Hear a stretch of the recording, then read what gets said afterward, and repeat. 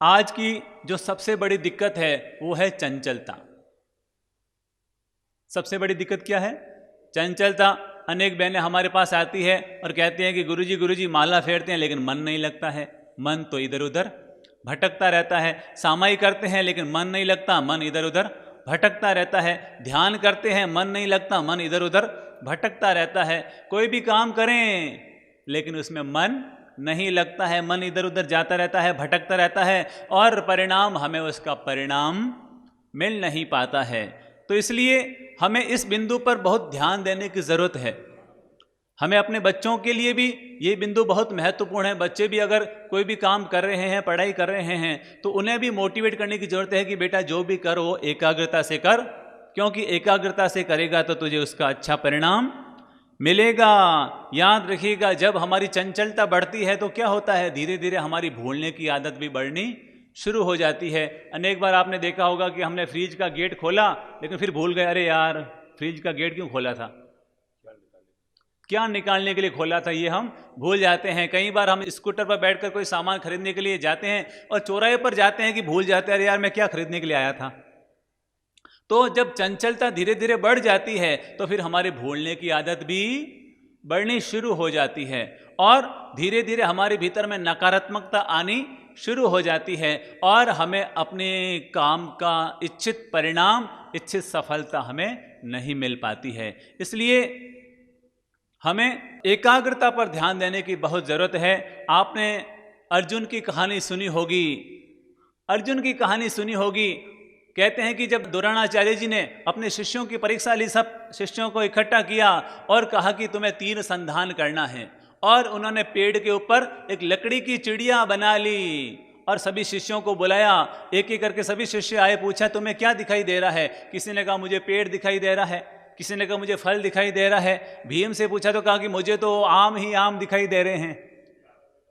और सबको अलग अलग चीजें नजर आ रही थी, लेकिन जब अर्जुन से पूछा गया तुम्हें क्या दिखाई दे रहा है, तो क्या कहा था?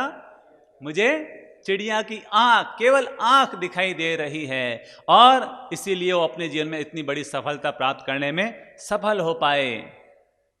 तो जब हमारा कंसंट्रेशन, हमारा फोकस जब क्लियर होता है, जब वो एक जगह पर केंद्रित होता है, तब हमें सफलता स्वतः ही मिल जाया करती है। इसलिए अर्जुन की कहानी हम सबके लिए मार्गदर्शक का काम करती है, प्रेरणा स्रोत का काम करती है कि हमें भी अपनी मानसिक एकाग्रता हमेशा अच्छी बना करके रखनी चाहिए। जब सीता मैया को रावण ले गया और सीता मैया की खोज में जब राम जी ने दूत चारों तरफ भेजे तो हनुमान जी को भी भेजा गया, और हनुमान जी को जिस दिशा में भेजा गया पर पता चला कि बीच में इतना बड़ा समुद्र है, 400 योजन का समुद्र। तो हनुमान जी निराश हो गए, हताश हो गए और सोचने लगे अरे इतना बड़ा समुद्र मैं कैसे पार कर पाऊंगा, इतना बड़ा समुद्र कैसे पार कर पाऊंगा। तब जामवंत जी ने क्या किया? उनकी मानसिक एकाग्रता बढ़ाई, उन्हें प्रेरित किया, मोटिवेट किया। अरे हनुमान, तेरे भीतर में तो इतनी ताकत है कि जब तुम केवल बचपन में था और छोटा था तो तूने सूरज को भी अपने मुंह में डाल दिया था, तो ये 400 योजन का समुद्र तो है ही क्या।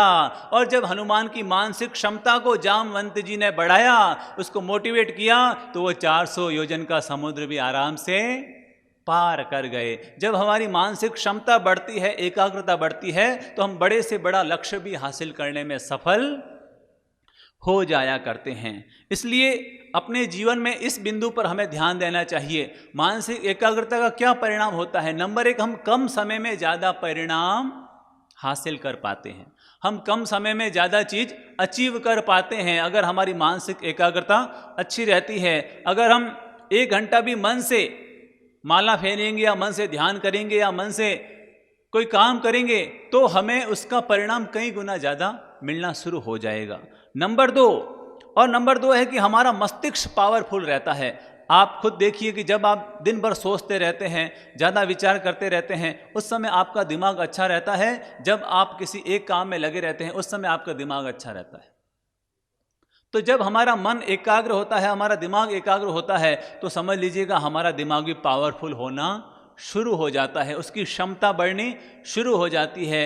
और तीसरा जो फायदा है वो है कि हमारा मन तीक्ष्ण हो जाता है, हमारा मन तीक्ष्ण हो जाता है, जब हमारी एकाग्रता बढ़ती है तो हमारा मन तीक्ष्ण होता है। उसका मतलब जैसे कभी हमने बचपन में एक प्रयोग किया था, हम सूर्य की किरणों को मैग्नीफाइंग ग्लास में लेते थे और किसी एक बिंदु पर रखते थे। कई बार हमने कागज पर भी रख के देखा है और कागज में आग लग जाती थी। यानी सूर्य की शक्ति तो बहुत है लेकिन वो सब बिखरी हुई होती है। लेकिन जब उसी सूर्य की शक्ति को एक बिंदु पर हम केंद्रित करते हैं, एक मैग्नीफाइंग ग्लास के द्वारा हम एक चीज पर इसको लगातार डालते हैं तो वही चीज विस्फोट करनी शुरू हो जाती है। तो वैसे ही हमारे भीतर में शक्ति तो बहुत है लेकिन वो सब बिखरी हुई है, सब बिखरी हुई रहती है। और इसी का परिणाम है कि हम जो पाना चाहते हैं वो प्राप्त नहीं कर पाते हैं। तो अगर हम भी अपनी उस मानसिक शक्ति को एक दिशा की और एक बिंदु की ओर केंद्रित करने में सफल हो जाते हैं तो मानकर चलिए हम भी अपने मन को तीक्ष्ण करने में सफल हो जाते हैं। और अंतिम है हमारी ज्ञान प्राप्ति और हमारी सफलता की संभावनाएं बहुत ज़्यादा बढ़ जाती है।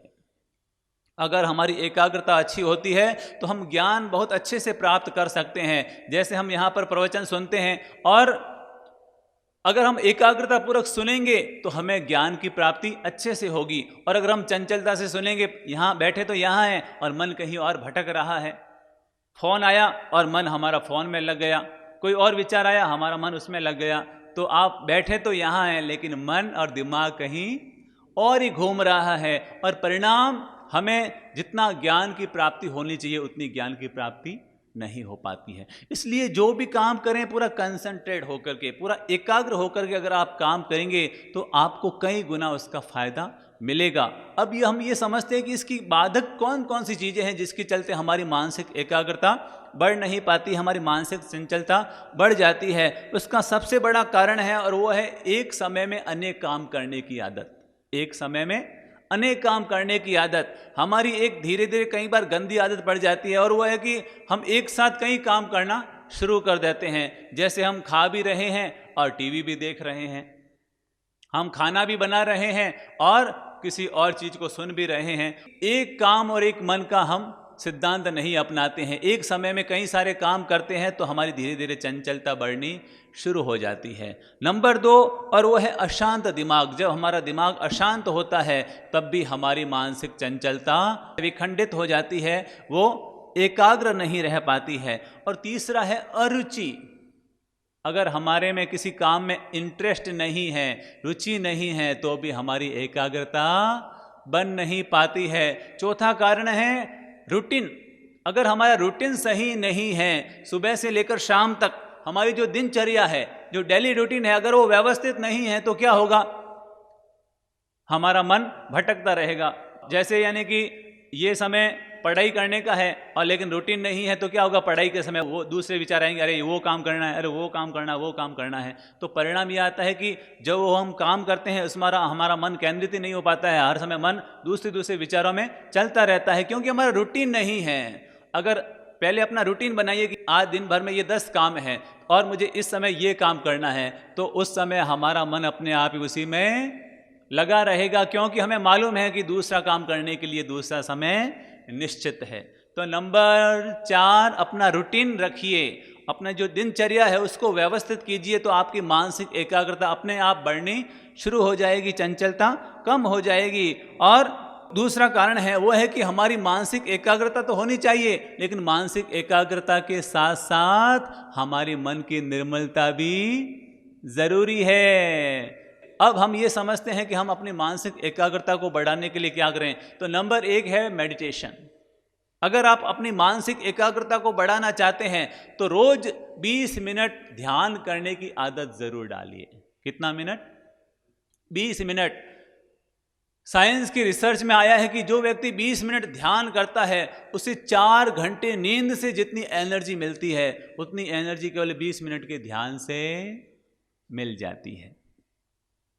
तो ध्यान करने की हमारे जीवन में आदत जरूर होनी चाहिए। हम सुबह, दोपहर या शाम 20 मिनट ध्यान का प्रयोग जरूर करें। अब है कि ध्यान में हम क्या करें, ध्यान में हम अलग अलग तरह से कर सकते हैं। या तो हम जैसे हमने किसी दीपक की ज्योति को जला दिया और हम लगातार उसके ऊपर ध्यान कर रहे हैं, उस ज्योति को लगातार देख रहे हैं, तो लगातार देखते देखते देखते देखते देखते हमारा जो मानसिक एकाग्रता है, हमारा जो कंसंट्रेशन है, वो अपने आप बढ़ना शुरू हो जाता है। या फिर हम दूसरा काम कर सकते हैं कि जैसे हम कांच के आगे बैठ गए और कांच के आगे बैठ करके हम अपने ही शरीर का कोई एक बिंदु, हम अपने ही शरीर का, चेहरे का कोई एक बिंदु, उस पर हम लगातार फोकस हो रहे हैं, लगातार उसको देख रहे हैं, देख रहे हैं, देख रहे हैं, तो भी हमारी मानसिक एकाग्रता बढ़ जाएगी। या फिर हमने कोई कागज़ ले लिया और कागज़ में कोई एक डॉट लगा लिया और हम उस डॉट पर लगातार अपने आप को कंसंट्रेट कर रहे हैं, लगातार उसको देखे जा रहे हैं, देखे जा रहे हैं, तो भी हमारी मानसिक एकाग्रता बहुत अच्छे से बढ़ जाएगी।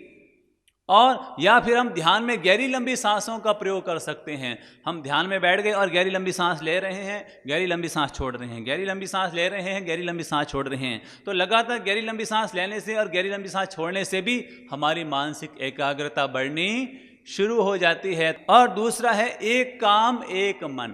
एक काम एक मन, जो करें उसी में पूरा ध्यान रखें। जैसे खाना बना रहे हैं तो पूरा ध्यान खाना बनाने में हो, पढ़ रहे हैं तो पूरा ध्यान पढ़ने में हो, लिख रहे हैं तो पूरा ध्यान लिखने में हो, बिजनेस कर रहे हैं तो पूरा ध्यान बिजनेस में हो। एक काम एक मन, जो भी काम करें उससे पहले अपने आप को माइंड सेटअप कर लीजिए कि मैं ये काम पूरे मन से करूँगा। अगर आप पहले ही ऐसी मेंटलिटी बना लेते हैं तो मान कर चलिए आपकी चंचलता बहुत कम हो जाएगी, भटकने की संभावना बहुत कम हो जाएगी। तो दूसरा क्या है? एक काम एक मन। और तीसरा है जो ये मोबाइल है, टीवी है, लैपटॉप है, कंप्यूटर है, इसका आप उतना ही प्रयोग करें जितनी आपकी ज़रूरत हो।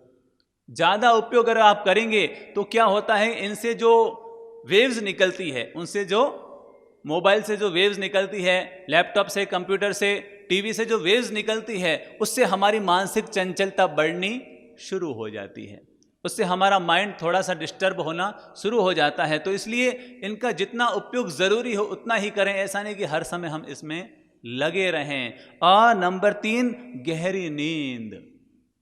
अगर आप अपनी एकाग्रता को बढ़ाना चाहते हैं तो जब भी नींद लें तो गहरी नींद लें। जब सो जाएं तो ऐसा सोचें कि ये रात मेरी अंतिम रात है, ये रात मेरी अंतिम रात है। जब जगो तो ये प्रभात सुप्रभात है, और सो तो ये मेरी अंतिम रात है। पूरे मस्त होकर के, मुक्त होकर के सोने की आदत डालिए।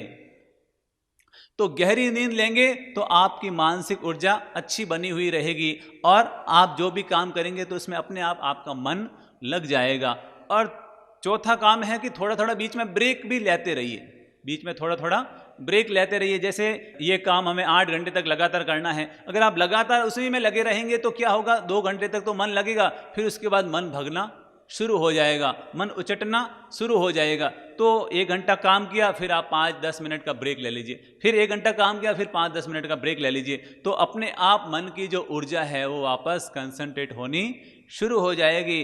और चौथा काम है, अपने जीवन में जो भी काम करें उस हर काम को प्रभु की पूजा मान करके करें, हर काम को प्रभु की पूजा मान करके करें। ऐसा नहीं कि ये काम छोटा है, ये काम बड़ा है, ये काम मैं करूँगा, ये नहीं करूँगा। जो भी काम करें हर काम को प्रभु की पूजा मान करके करें। जैसे हमारे यहाँ पर कचरे की सफाई करने वाला आता है या हरिजन आता है, अगर वो सोचे कि ये काम तो बहुत गंदा है, बहुत छोटा है, ये मैं काम नहीं करूँगा, तो क्या होगा, पूरा देश गंदगी से भर जाएगा, पूरा देश गंदगी से भर जाएगा। तो किसी भी काम को छोटा मत समझो, हर काम को प्रभु की पूजा मान करके करो। Work as worship. क्या है वर्क एज वर्शिप?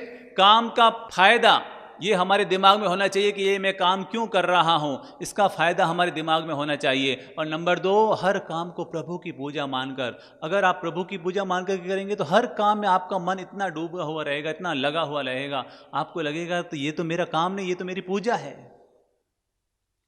तो हर काम को पूजा मान करके करें। और अंतिम जो मैं निवेदन कर रहा हूं, जो भी करें पूरे मन से और पूरी शक्ति के साथ, कोई बहाना नहीं, कोई बहाना नहीं। हमारी मन की आदत है, हम बहाना बना लेते हैं, अरे यार ये काम बाद में कर लेंगे, अरे ये फिर करेंगे, अरे अभी मूड नहीं है। बहानाबाजी हमारी विफलता का क्या कारण है? बहानेबाजी करते रहते, अरे यार ये मुझसे नहीं होगा। नहीं, कोई बहाना नहीं। अपने आप मन को समझाइए, मुझे कोई बहाना नहीं बनाना है, बस करना है तो करना है, जो होगा सो देखा जाएगा, बस पूरी क्षमता के साथ मुझे ये काम करना ही करना है। तो नंबर 1, अपना डेली रूटीन बनाइए, हर काम व्यवस्थित ढंग से टाइम टू टाइम कीजिए। और अंतिम जो निवेदन है, पूरी क्षमता के साथ आप क्या काम करते हैं ये महत्वपूर्ण नहीं है, लेकिन आप किस क्षमता के साथ करते हैं ये महत्वपूर्ण है। कहते हैं कि जब राम सेतु का निर्माण हुआ तो उस समय राम जी ने देखा कि एक गिलहरी बार बार नदी में जाती है, फिर जमीन पर आती है, मिट्टी लेती है, मिट्टी ऐसे लोटपोट होती है तो मिट्टी चिपक जाती है, और फिर जहाँ सेतु बन रहा था उसके ऊपर जाकर के वो वापस अपना शरीर झटकती है और वहाँ पर मिट्टी गिरा देती है। तो राम जी ने जब ये देखा तो राम जी को बड़ा आश्चर्य हुआ कि ये गिलहरी क्या कर रही है। तो गिलहरी से पूछा कि ये तू क्या कर रही है, बार बार पानी में जाती है, फिर मिट्टी पर आती है और फिर पत्थरों के ऊपर जाके अपना शरीर झटक देती है। तो गिलहरी ने कहा, मैं भी आपके मिशन में अपना योगदान दे रही हूं। आप जो ये धर्म का महान कार्य करने जा रहे हैं, मैं भी उसमें अपना योगदान समर्पित कर रही हूं। राम जी ने पूछा, ये कैसा योगदान, ये कैसा योगदान, और तू कितनी भी मेहनत करेगी होगा क्या। तो गिलहरी ने कहा, ये तो मुझे भी पता है कि मेरे में इतनी ताकत नहीं है कि मैं बड़ा काम कर सकूं, ये तो मुझे भी पता है कि मेरे में इतनी ताकत नहीं है कि मैं बड़ा काम कर सकूं, लेकिन मुझे इस बात की खुशी है कि जब आपकी सेना इस पुल से गुजरेगी तो ये जो पत्थर है, इस पत्थरों के बीच में जो गैप है, उसकी वजह से उनके पांवों में पत्थर चुभ सकते हैं। तो मेरे तो मन में आया कि मैं ये मिट्टी जहाँ जहाँ बीच में जगह है, छेद है, गैप है, वहाँ पर अब मिट्टी डाल देती हूँ ताकि जो भी यहाँ से जाए उन्हें पत्थर न चुभे। जब राम जी ने ये सुना तो राम जी ने उनकी पीठ थपथपाई गिलहरी के, कहा, वास्तव में मेरी सफलता में सबसे पहला योगदान अगर किसी का होगा तो तेरा ही होगा। तो इसे कहते हैं, जो भी काम करें, चाहे वो छोटा काम हो कि बड़ा काम हो, अपनी पूरी क्षमता के साथ उसको समर्पित करें। अगर ये छोटे छोटे मंत्र हमारे जीवन में आते हैं तो मानकर चलिए आप अपनी मानसिक एकाग्रता को अच्छे से बढ़ा सकते हैं। और जब आपकी मानसिक एकाग्रता बढ़ जाएगी तो मानकर चलिए सफलता अपने आप आपके कदम छूनी शुरू हो जाएगी। सबके लिए दुआ, शुभकामना, मंगल।